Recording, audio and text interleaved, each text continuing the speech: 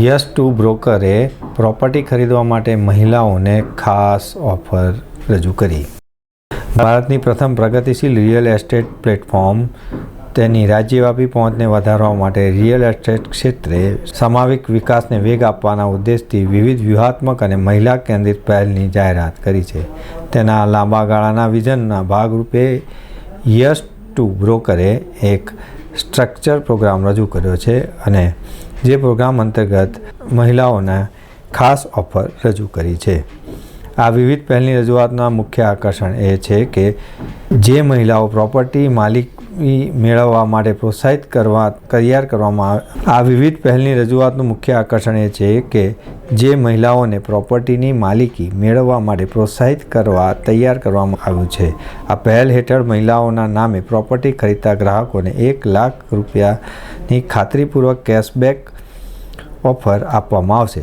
પોતાની પ્રતિબદ્ધતાને પુનઃસ્થિત કરતા yes two બ્રોકરે મહિલાઓને ચેનલ પાર્ટનર તરીકે ઓનબોર્ડ કરવા માટે દેશવ્યાપી પ્રોગ્રામ લોન્ચ કર્યો છે, જેનો ઉદ્દેશ રિયલ એસ્ટેટ ક્ષેત્રે ભારતના સૌથી મોટા મહિલા સંચાલિત સેલ્સ એન્ડ ડિસ્ટ્રીબ્યુશન નેટવર્કની પૈકીની એકની રચના કરી છે. આ પ્રયાસોથી મોટા મેટ્રો શહેરો તથા ઉચ્ચ સંભાવના ધરાવતા અને ઉભરતા બજારોમાં કંપનીની હાજરીને નોંધપાત્ર વધારો થવાની શક્યતા છે.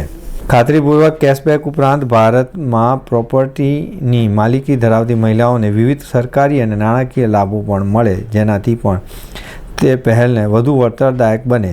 અનેક રાજ્યોમાં મહિલાઓ માટે સ્ટેમ્પ ડ્યુટીના દરો નીચા હોય છે, જેને લીધે પ્રોપર્ટીનું રજિસ્ટ્રેશન કરાવતી વખતે સારી એવી બચત થતી હોય છે.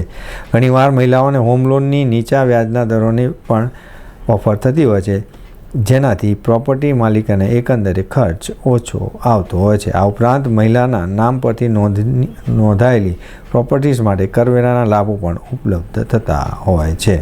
આ ભવિષ્યલક્ષી પહેલને યસ ટુ બ્રોકરના CEO રજની અસારીએ જણાવ્યું હતું કે કંપની પારદર્શકતા, વ્યવસાયિકપણા અને સમાન તકોના આધાર પર એક પ્રગતિશીલ ઇકોસિસ્ટમ બનાવવા માટે ગહન પ્રતિબદ્ધ છે. તેમણે ભારપૂર્વક જણાવ્યું હતું કે મહિલાઓને ભારતના રિયલ એસ્ટેટ ઉદ્યોગના ભવિષ્યનો નવો આકાર આપવામાં પરિવર્તનકારી ભૂમિકા ભજવવા માટે અમે તૈયાર છીએ અને યસ ટુ બ્રોકરના પ્રયાસોનું નેતૃત્વ કરતાં અમે ગૌરવ અનુભવીએ છીએ.